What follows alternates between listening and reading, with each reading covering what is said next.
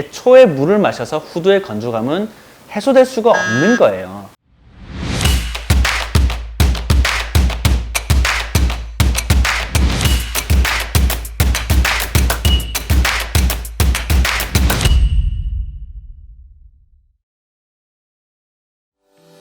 지난 영상에서 역류성 식도염과 심목소리 후두염은 생각보다 연관성이 거의 없다는 설명을 드린 바가 있어요.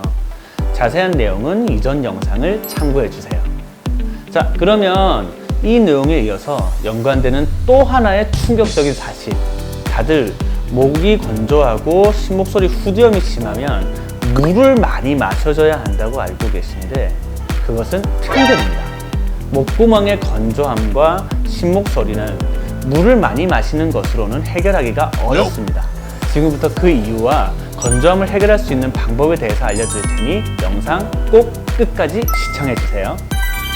심목소리가 나고 후두염이 심하면 아무래도 실제로 입안도 목구멍도 건조감을 심하게 느끼기 때문에 물 한 잔 시원하게 마셔주면 성대가 적셔져서 건조감이 해소될 것만 같은데 실제로 물을 많이 마셔보면 건조감이 다 해소가 되질 않습니다.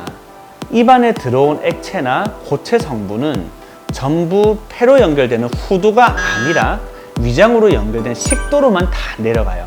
물을 아무리 마셔도 전부 식도로만 들어가고 실제 건조감을 느끼고 있는 후두에는 마신 물이 전혀 들어가질 않는 까닭에 애초에 물을 마셔서 후두의 건조감은 해소될 수가 없는 거예요. 후두는 또 입구에 후두 덮개라는 뚜껑이 달려 있어서 음식을 삼켜서 식도가 열리는 그 순간에만 후두 덮개가 완전히 닫혀서 후두를 아예 막아버리게 되거든요. 이런 원리로 인해서 물을 마셔서 성대를 적신다는 발상은 사실 애초에 불가능한 기전이거든요. 그 자리에서 물을 2리터를 원샷을 한다 하더라도 그 중에서 후두로 들어가는 물은 없어요.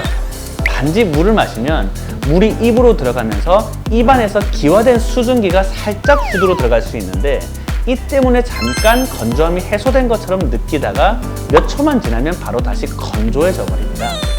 오히려 후두의 건조함을 해소하는 건 외부가 아니라 내부 공급을 누리는 방식으로 전혀 다르게 접근해야 돼요.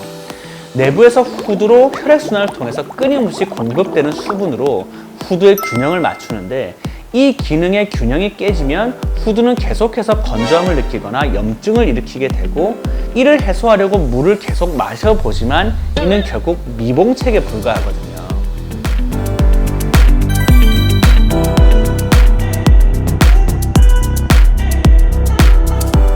그건 또 아니에요. 두 가지로 나눠서 설명을 드릴게요. 첫 번째로 후두로 수분을 내부에서 공급하려면 당연히 몸에서 혈액이 잘 돌고 있어야 됩니다. 이는 단기간에 물을 마시는 행동으로는 바꿀 수 없지만 1년 이상 물을 많이 먹는 습관을 들여주게 되면 몸 자체가 좀 더 촉촉한 형태로 개선될 수 있어요. 그래서 물을 많이 마시려 하는 시도는 단기간 증상 해소를 위한 목적이 아니라 장기간 습관화하는 쪽으로 방향을 잡아주셔야 의미가 있어요. 두 번째로는 외부에서 물을 후두로 넣어줄 수는 없지만 후두에서 수분을 덜 뺏기게 하는 포인트는 중요하다는 거거든요. 외부가 혹은 입안이 많이 건조하면 후두에서 수분을 많이 뺏어갑니다. 반면에 계속해서 입안을 촉촉하게 유지시켜주면 후두에서 뺏기는 수분의 양도 줄어들 거거든요.